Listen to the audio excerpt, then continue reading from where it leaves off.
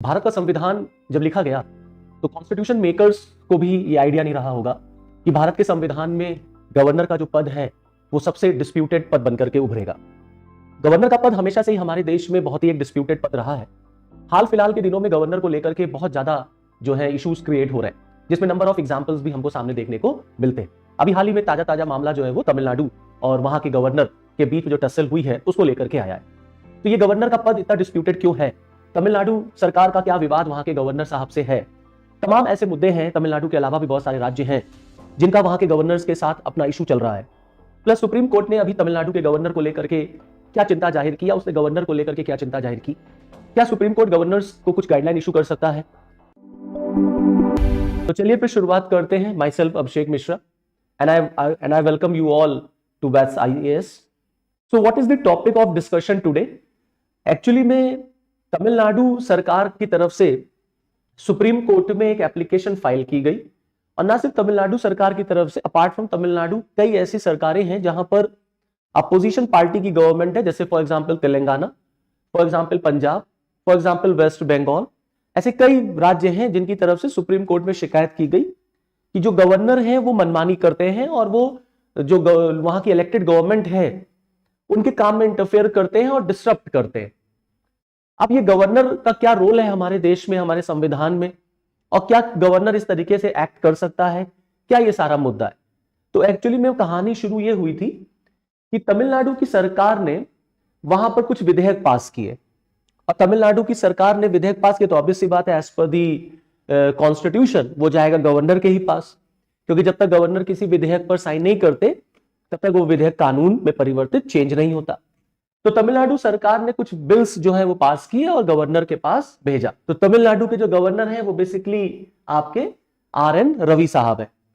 तो ये हुआ कि गवर्नर साहब ने क्या किया, कुछ बिल को तो उन्होंने साइन कर दिया, और लगभग 10 ऐसे विधेयक थे, 10 ऐसे बिल्स थे जिनको गवर्नर ने अपने पास रोक रखा, और उस पर उन्होंने अपनी कोई राय, अपनी कोई प्रतिक्रिया नहीं दी। अच्छा, बढ़िया बात, या ये कह लीजिए जो बात विवाद का मुद्दा बन गया वो ये कि ये जो बिल थे ये लगभग जो है जनवरी 2020 से उनके पास पेंडिंग पड़े हुए हैं। अब 2020 आप समझ लीजिए, 2020 से जो बिल हैं वो पास होकर के गवर्नर के पास है, और ये 2023 जो है वो खत्म पे है। तो अभी नवंबर में 10 नवंबर को सुप्रीम कोर्ट ने ऑर्डर पास किया, क्योंकि इतने साल हो गए, 2 साल हो गए, 2.5 साल हो गए, तो तमिलनाडु की गवर्नमेंट ने सुप्रीम कोर्ट में इसके खिलाफ शिकायत कर दी कि तमिलनाडु के जो गवर्नर हैं वो वहां की जो गवर्नमेंट है उसके बिल्स को वो अपनी मंजूरी नहीं दे रहे, और वो इनडेफिनिट टाइम के लिए उन्होंने रोक रखा है और उसको साइन नहीं करते। अगर कोई बिल पर गवर्नर साइन नहीं करेंगे तो बिल आगे कानून नहीं बनेगा। कानून नहीं बनेगा तो गवर्नमेंट जो है वो काम कैसे करेगी? इलेक्टेड सरकार एक डेमोक्रेटिक सिस्टम में कैसे गवर्नमेंट काम कर सकती है? तो इसको लेकर के तमिलनाडु सरकार ने सुप्रीम कोर्ट में शिकायत की। सुप्रीम कोर्ट ने नवंबर 10 को एक ऑर्डर पास कर दिया, और उसी ऑर्डर के बाद जो है तमिलनाडु के गवर्नर ने उन बिल को वापस रिकंसिडरेशन के लिए भेज दिया। रिकंसिडरेशन के पास जब बिल गया तो तमिलनाडु की सरकार ने आनंद फानन में एक स्पेशल सेशन बुलाया, स्पेशल मीटिंग बुलाई, और जो बिल्स थे उनको वापस फिर गवर्नर के पास रिकंसिडरेशन के बाद गवर्नर के पास भेज दिया। तो सुप्रीम कोर्ट ने गवर्नर से पूछा कि अब तक आप क्या कर रहे थे? 2020 से बिल जो है वो पास हुए हैं, और 2020 से लेकर के 2023 आ गया, 23 खत्म पे है। सुप्रीम कोर्ट ने पूछा कि आपने हमारे ऑर्डर के बाद ही क्यों एक्ट किया? आपने पहले क्यों नहीं एक्ट किया? आप अब तक क्या कर रहे थे? तो ये जो गवर्नर की जो प्रतिक्रिया है, या जो गवर्नर का ये जो एक्ट है, ये कहीं ना कहीं इलेक्टेड गवर्नमेंट के कार्यों में एक रुकावट मानी जाती है, और इससे कहीं ना कहीं गवर्नर और वहां राज्य सरकार के बीच में टसल क्रिएट हो जाता है। हमने कई ऐसे एग्जाम्पल्स देखे हैं, जैसे फॉर एग्जाम्पल वेस्ट बंगाल का एग्जाम्पल लेते हैं। जो वेस्ट बंगाल में जो इस समय प्रेजेंट वहां की जो मुख्यमंत्री हैं ममता बनर्जी जी, और जो गवर्नर वेस्ट बंगाल के थे जो अभी फिलहाल भारत के वाइस प्रेसिडेंट हैं, उनके बीच में जबरदस्त हमें टसल देखने को मिली। ऐसे पंजाब में, ऐसे केरल में, ऐसे कई राज्य हैं जहां पर हमें इलेक्टेड गवर्नमेंट और वहां के गवर्नर के बीच में ऐसे विवाद हमें देखने को मिलता है। तो संविधान निर्माताओं ने किस तरीके से गवर्नर का पद बनाया था? तो कॉन्स्टिट्यूशन क्या कहता है इसके ऊपर? तो संविधान में स्ट्रेट अवे जो है गवर्नर को एक प्रोटेक्टर ऑफ द कॉन्स्टिट्यूशन के रूप में स्टैब्लिश किया गया है।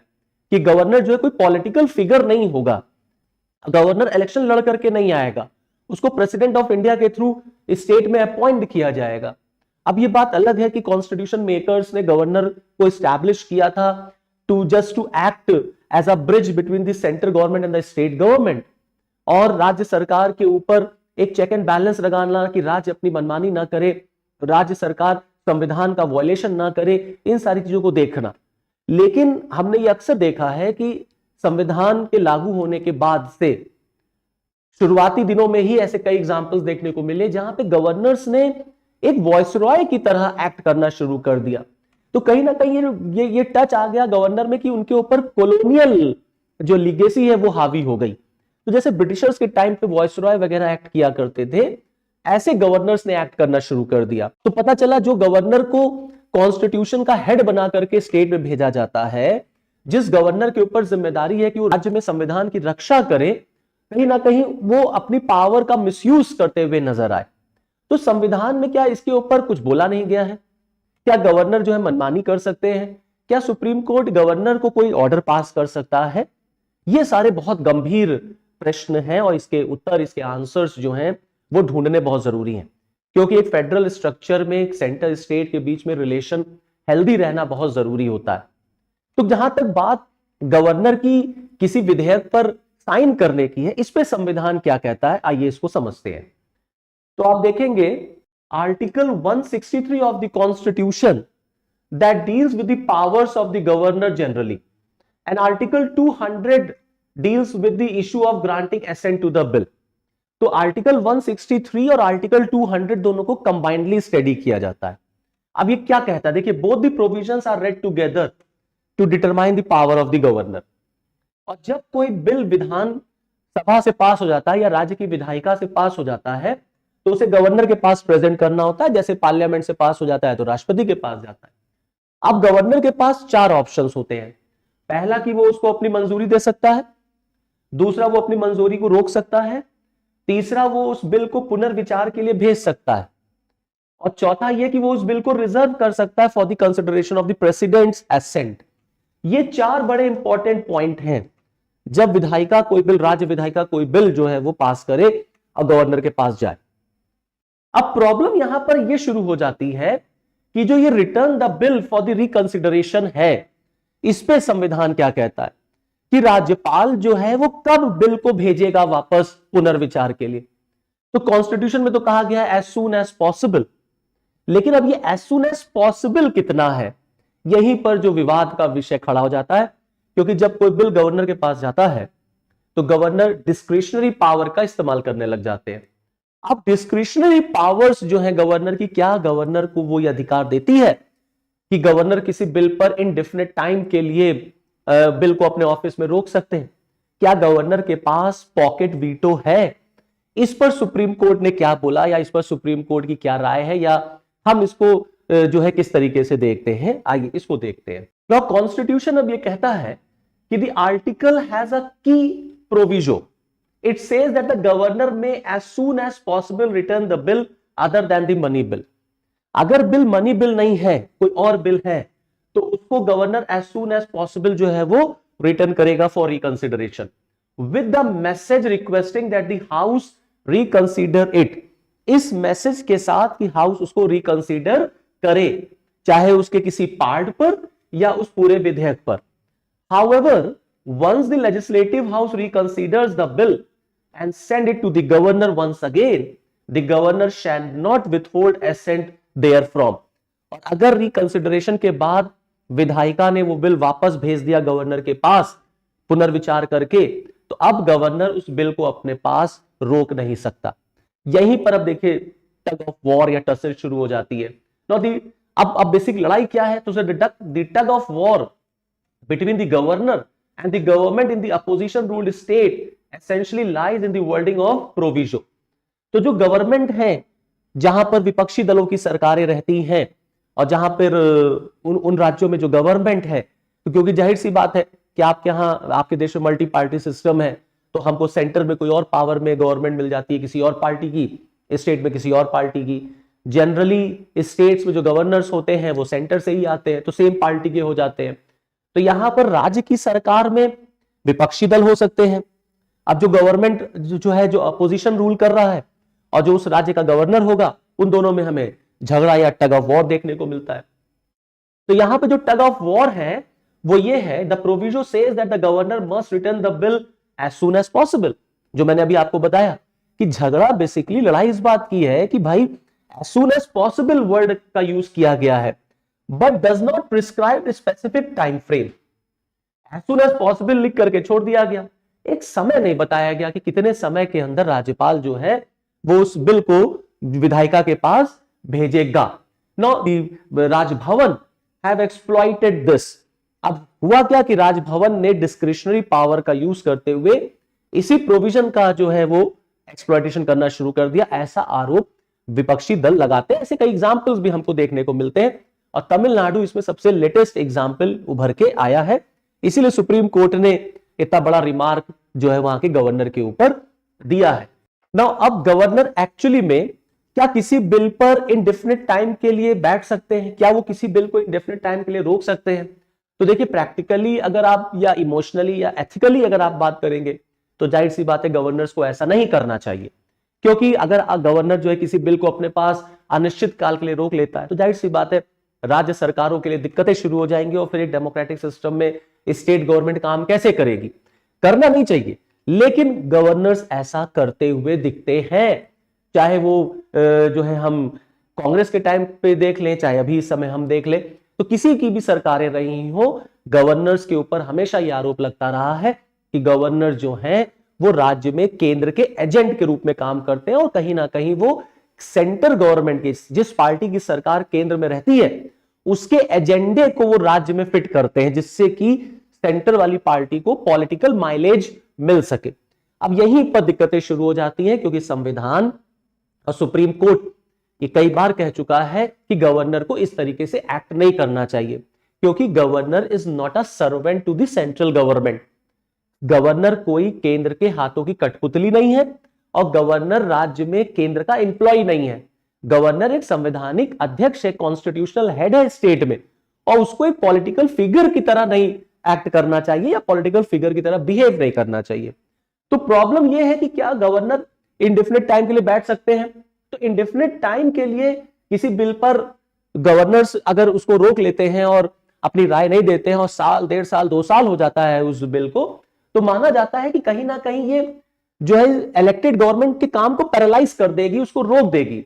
At the same time, giving assent to a bill is one of the few areas in which governor can exercise his discretion.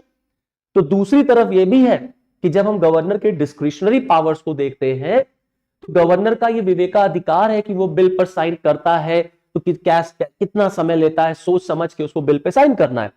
तो यहां पे गवर्नर के पास विवेकाधिकार भी है, but again this discretion can not be used arbitrarily. लेकिन ये जो विवेकाधिकार है, इसे गवर्नर को दुष्भावना से प्रयोग नहीं करना चाहिए, क्योंकि तभी आप कॉन्स्टिट्यूशनल मोरालिटी, कॉन्स्टिट्यूशनल स्पिरिट को इंप्लीमेंट कर पाएंगे। और अगर गवर्नर अपने विवेकाधिकार का मिसयूज करने लग जाएगा, तो ऐसे झगड़े हमें हमेशा भारत में देखने को मिलेंगे। तो फिर देश में एक हेल्दी डेमोक्रेटिक सिस्टम, एक हेल्दी फेडरलिज्म हम अपने देश में नहीं बना पाएंगे। इस बात से गवर्नर को बचना चाहिए। No, additionally article 200 uses the word shall. और दूसरी बहुत महत्वपूर्ण बात यह है कि आर्टिकल 200 अगर आप पढ़ेंगे तो वहां पर आप वर्ड पाएंगे shall. Now shall indicates that the framers of the constitution intended a mandatory tone for the governor on this aspect. तो संविधान निर्माताओं ने आर्टिकल 200 में शैल शब्द का यूज किया, जो ये इंडिकेट करता है कि हमारे जो कॉन्स्टिट्यूशन मेकर्स थे, जो फ्रेमर्स थे, वो गवर्नर को इस आधार पर या गवर्नर को इस क्षेत्र में मैंडेटरी बनाना चाहते थे। मतलब गवर्नर के ऊपर वो कंपल्शन फिट कर देना चाहते थे कि गवर्नर ऐसे ही कार्य करेगा। इसीलिए गवर्नर के लिए हमने शैल वर्ड का यूज किया है संविधान में।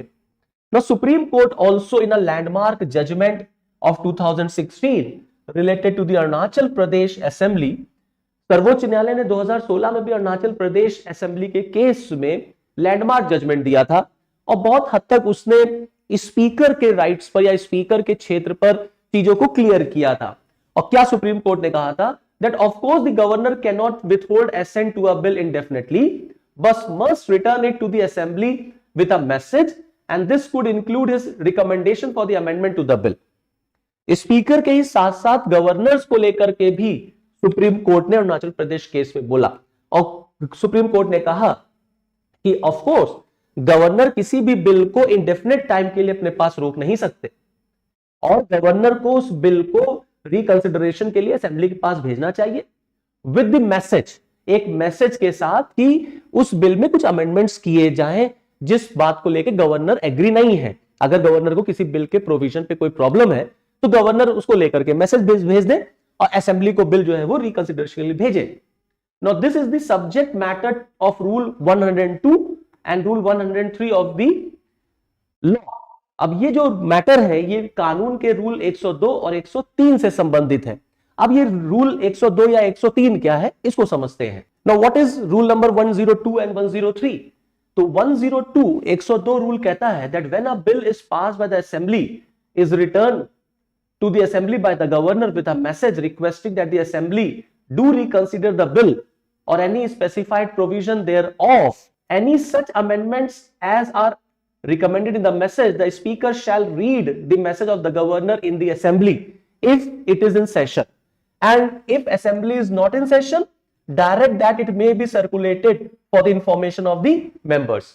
तो जो रूल नंबर 102 है वो ये कहता है कि अगर किसी बिल को गवर्नर ने रिकंसिडरेशन के लिए भेजा विथ मैसेज, तो स्पीकर जो है वो उस मैसेज को पढ़ेगा असेंबली में। अगर सत्र चल रहा है और अगर असेंबली सेशन में नहीं है तो डायरेक्टली उसको सर्कुलेट कर दिया जाएगा to the members of the house, और उस बात के बाद फिर ये क्लियर हो जाएगा कि गवर्नर क्या कहता है।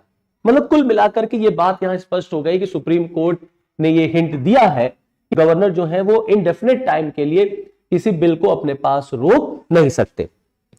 नाउ अब ये क्वेश्चन उठता है कि सुप्रीम कोर्ट क्या गवर्नर्स के लिए कोई ऐसी गाइडलाइन या कोई ऐसी डेडलाइन या कोई ऐसी टाइम फ्रेमिंग फिक्स कर सकता है? तो अब क्या सुप्रीम कोर्ट गवर्नर्स के लिए कोई ऐसी डेडलाइन फिक्स कर सकता है कि आपको इतने दिनों के अंदर ही बिल को साइन करना है या इतने दिनों के अंदर ही आपको बिल को वापस कर देना है? तो देखिए ऐसे कई एस्पेक्ट्स रहे हैं। There are several aspects dealing with the governor's power, such as the rule in recommending president's rule, inviting the party with a majority to form the government, or during a trust vote, and these all issues have been settled down nowadays। ऐसे कई governor के अधिकार रहे हैं जिन पर पहले बहुत विवाद होता था। इस पर सुप्रीम कोर्ट ने बहुत क्लियर कट जो है गाइडलाइंस इशू कर दी और ये मुद्दे जो है बहुत हद तक सॉल्व भी हो गए हैं। जैसे फॉर एग्जांपल गवर्नर की रिकमेंडेशन राष्ट्रपति शासन लगाने पर, तो एसआर बोमई केस बड़ा इंपॉर्टेंट है। इसी तरीके से किसी भी पार्टी को इनवाइट करना गवर्नमेंट बनाने के लिए, इसी तरीके से ट्रस्ट वोट के टाइम पर गवर्नर का निर्णय लेना। तो सुप्रीम कोर्ट ने लगभग इन सारे विवादों के विषय को सेटल कर दिया है। ऐसी एक ये भी विषय विवाद का है बिल पर साइन करने का। तो क्या सुप्रीम कोर्ट इसके लिए कोई गाइडलाइन या कोई ऐसी डेडलाइन या टाइम लिमिट फिक्स कर सकता है? तो Supreme Court has now been called upon to decide a new aspect. अब सुप्रीम कोर्ट में ये शिकायतें गई हैं तमिलनाडु की तरफ से, मैंने अभी आपको बताया, तेलंगाना की तरफ से गया है, पंजाब सरकार ने पीआईएल फाइल की, इसी तरीके से केरल सरकार ने की है कि वहां के भी गवर्नर ने कई ऐसे बिल है जो रोक रखे हैं उनके पास। तो अब सुप्रीम कोर्ट के पास बहुत सारी एप्लीकेशंस राज्य की तरफ से आ रही है और ये बड़ा चिंता का विषय है। और इसी मैटर पर, तमिलनाडु वाले मैटर पर सुप्रीम कोर्ट दिसंबर में फिर सुनवाई भी करेगा, उसने फिर डेट दी हुई है। तो सुप्रीम कोर्ट के सामने भी बड़ा गंभीर विषय आया है, क्योंकि कहीं ना कहीं ये हमारे देश के लिए या हमारे एक फेडरल सिस्टम के लिए बहुत बड़ा खतरा है कि कैसे इस चीज को हम सॉल्व कर सके।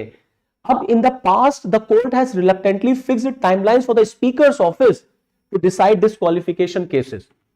हमने पास्ट में देखा है कि सुप्रीम कोर्ट ने स्पीकर के लिए जो डिस्क्वालिफिकेशन का मैटर होता है उस पर स्पीकर्स के राइट को लेकर के सुप्रीम कोर्ट ने एक समय सीमा निर्धारित कर दी, गाइडलाइन दे दिया। अब रही बात गवर्नर की, तो देखिए गवर्नर जो होता है ना, that can not be made a party before the supreme court. Governor जो होते हैं इनको आप पार्टी नहीं बना सकते सुप्रीम कोर्ट में। इसीलिए जनरली जो भी कोर्ट की तरफ से नोटिस इशू होती है that is not issue to the governor, these are issued to the secretary of the governor in such disputes. ऐसे विवादों में जो सुप्रीम कोर्ट से नोटिस आती है वो गवर्नर को ना आकर के गवर्नर के सेक्रेटरी को आती है, सेक्रेटरी टू द गवर्नर। अब आने वाले दिनों में ये बात क्लियर होगी कि सुप्रीम कोर्ट इसको लेकर के किस तरीके से रुख अपना दिखाता है। हालांकि फिर बात यहां पर ये स्पष्ट हो गई है कि ये जो प्रैक्टिस हमारे देश में होती आई है, इंदिरा गांधी जी के समय से हमने देखा है, फिर जनता पार्टी के टाइम पे ऐसे एग्जाम्पल्स हमको देखने को मिले जहां पे गवर्नर्स को अपने हिसाब से अपॉइंट किया गया, गवर्नर्स को अपने हिसाब से सस्पेंड कराया गया, ट्रांसफर कराया गया।